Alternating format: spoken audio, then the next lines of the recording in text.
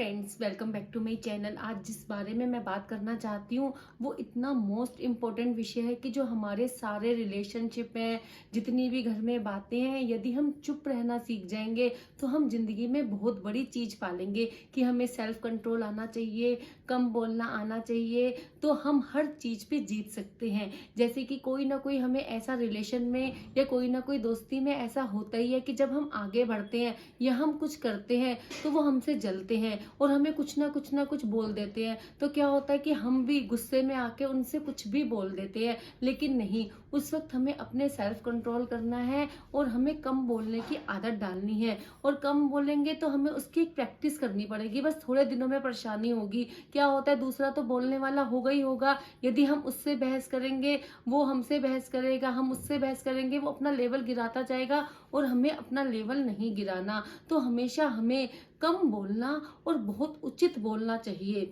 और क्या होता है कि जैसे हमारे घर में होते हैं या बच्चे स्टडी वाले होते हैं या गृहिणियां होती हैं, तो कोई ना कोई टोकने वाला होगा, ये तो कुछ कर ही नहीं सकती या ये कुछ कर ही नहीं सकता लाइफ में। तो हमें उसको जवाब जो देना है वो कुछ करके दिखाना है। ये नहीं कि हमें उसको जवाब देना है या हम उससे लड़ाई झगड़ा करना है, ऐसा हमें कुछ नहीं करना। हमें ये साबित कुछ जीत करके दिखाना है। हमें अपने लक्ष्य की ओर पहुंच के जाना है कि हम सब कुछ लाइफ में कर सकते हैं। और क्या होता है, जो ज्यादा बोलने वाले होते हैं या कुछ भी बोलने वाले होते हैं, तो दूसरा जो होता है उनकी वीकनेस को या उनके व्यक्तित्व को 1 मिनट में समझ जाता है। यदि हम कम बोलेंगे तो हमारे सीक्रेट भी हमारे मन में ही रहेंगे, तो दूसरे को हमारे सीक्रेट भी कम पता चलेंगे। और कहते हैं ना, जितनी मुट्ठी बंद रहे उतना अच्छा है। तो अगर हम बाहर बैठ के बुराइयां करेंगे या फैमिली की बातें करेंगे, क्योंकि जब हम कुछ बोलेंगे, ज्यादा बोलेंगे, कुछ ना कुछ गलत ही बोलेंगे, तो हमारी फैमिली की बातें खुलेंगी, अपनी जितनी पुरानी बातें हैं वो खुलेंगी। तो ऐसा हमें नहीं करना।